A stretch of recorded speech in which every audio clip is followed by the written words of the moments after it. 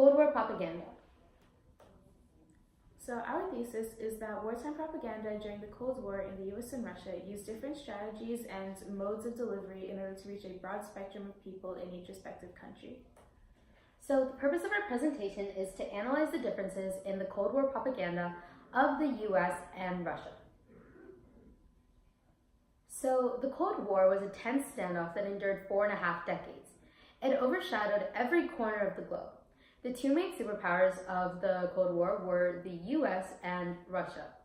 The US were strong proponents of democracy and capitalism, and they feared Joseph Stalin's tyrannical rule of his country. The Russians supported communism and wanted to spread it to other countries, and they also resented the fact that the Americans refused to acknowledge their part in the international community. So, in the US poster, the American flag is engulfed in flames. Fire symbolizes pain and death, and it is also a predominant symbol of hell. The fire represents communism, and it is burning the American flag, which conveys the fall of American life at the hand of communism, and how communism makes life like hell. The American men are being murdered at the hand of the communists, who look like zombies, showing how unearthly and inhumane they are. The caption on the photo is "America under Communism," which shows how American life, including democracy and capitalism, would be destroyed under communism. Finally, the largest words in the poster say, "Is this tomorrow?" which emphasizes the imminence and urgency of the event, eliciting a stronger response from the audience. So on the Russian poster, the caption says, "Same year, different weather." On the US side of the poster, the weather is cloudy and bleak. And so the man in the photo looks old and jaded, and his face has shadows cast over it, and he's looking down, showing his submission and how he has given up. On the Russian side, the sun is shining, and the man is young and looks strong and healthy. He is more attractive than the man on the American side, demonstrating how communism is more attractive than capitalism. He is looking up, showing how the Russians are looking forward to the future. The thermometer labeled American industry rate, which appears to be struggling compared to the Soviets. The color of the American thermometer is black, showing the dismal conditions of America, whereas the color of the Soviet thermometer is red, showing the passion and power of the Russians. And the box at the bottom describes the alleged economic crisis in America. Alright, so for the common features and posters, we'll be looking at color, the two distinct sides, and the poses of the characters within the posters. So for color, the first one is red, which symbolizes rage and passion. So the rage was typically directed at the opposing country as a result of some sort of technological innovation or something that would increase their power and put them ahead of the home country in terms of power or in terms of wealth. And this rage was then translated into passion and motivation and drive for the home country to further their own innovations and then go back to being on top power-wise compared to their opponents. Yellow was another common color found, especially in American posters, and yellow represents cowardice, and so it basically showed how communism was just a cop-out government system. Communists didn't want to have to actually acknowledge the opinions of their people and didn't want to have to cater to everyone in an equal way. So in order to suppress everyone's opinions and suppress any outcries against the government system, they created one that put everyone into one equal mindset, and anyone who opposed that mindset would be punished. And America portrayed this as just a cowardly way of governing one's people. So that also leads into the two sides, which we'll start with the vibrant versus dull colors. The home country is typically portrayed with vibrant colors, which are more appealing and draw the eye towards that side of the poster, showing how much more appealing and how much more beneficial the home country's policies or government system and even way of life are to the global citizens in general.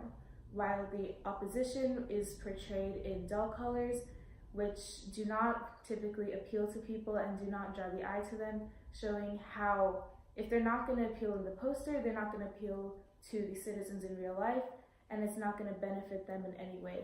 Therefore, the home country's policies are what the world should go with.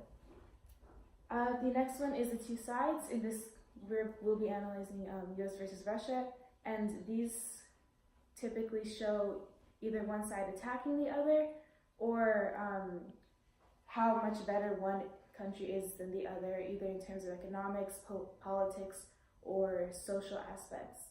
So as seen in the US poster, communists were attacking the Americans, and they were drawn very grotesque, showing how destructive a foreign force would be to the American way of life. As for posing, characters representative of the home country were typically drawn either being attacked by the opposition or upright.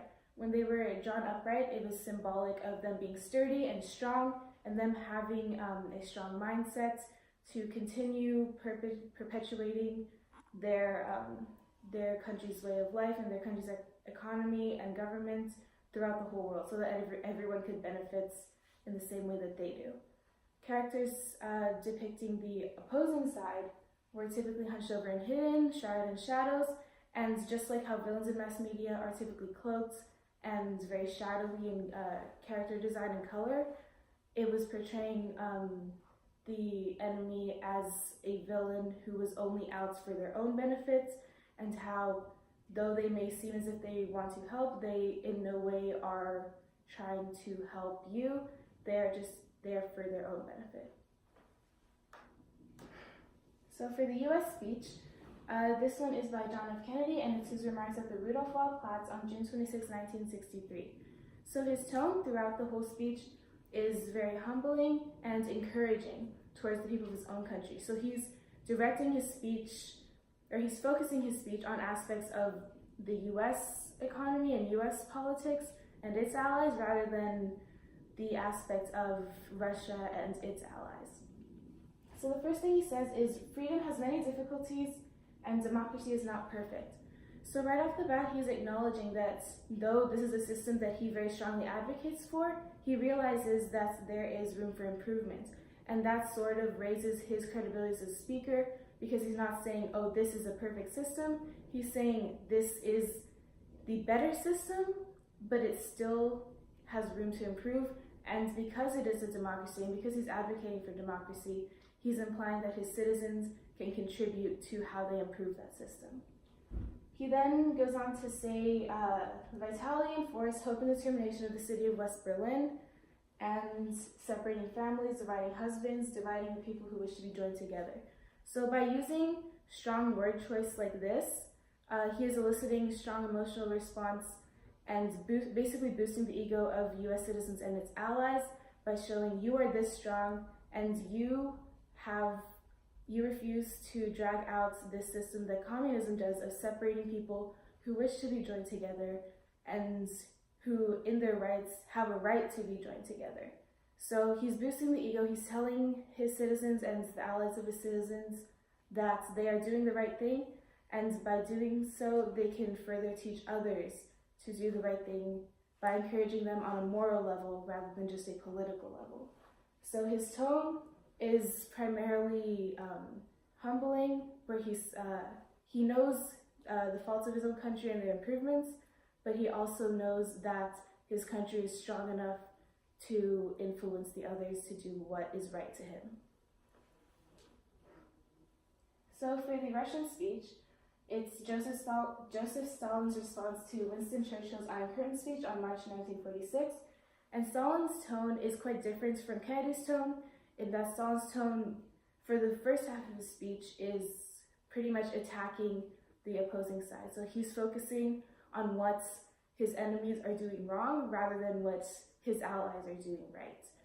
So first he says, Mr. Churchill now stands in the position of a firebrand of war, and one is reminded remarkably of Hitler and his friends. So off the bat, he is instigating that, or he's insinuating that Churchill is the tinder for the war, and he is the reason why the war will be pushed over the edge. He's also equating Churchill to someone who is pretty universally hated, And so by doing so, he's giving Churchill this image of someone who should not be trusted at all costs. He also says that Churchill wanders around the truth, again, focusing on how Churchill is the one in the wrong rather than Stalin is the one in the right.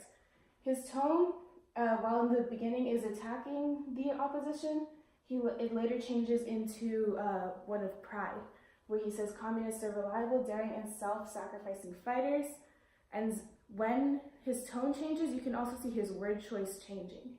It becomes much more strong and can elicit a much stronger response, because now instead of talking about something that he is against, he is talking about something that he advocates for, and that he knows a lot more, so he is able to put more emotion into the speech, and that emotion will then be transferred to his followers. Okay, so in conclusion, posters and speeches can both be used to reach a wide variety of people and affect them in different ways. Posters are more accessible as they can be seen by many more people, and which allows them to reach more people. And also, they are represented in images rather than words, which bridges the language gap, especially in less developed countries where literacy rates are lower. And however, for speeches, they can use stronger language. Depending on the speaker, there's more credibility. For example, if the president of a country speaks, then there's more credibility from the president as he's coming from a position of power. Furthermore, it can elicit stronger responses as there is a more human aspect to the speech. And the passion of the speaker can be heard through the tone and the word choice they use, and they can be seen through the gestures. Both posters and speeches have their benefits and drawbacks, but most countries use both to capitalize the benefits to elicit the strongest response from the audience. These are our links, and then thank you.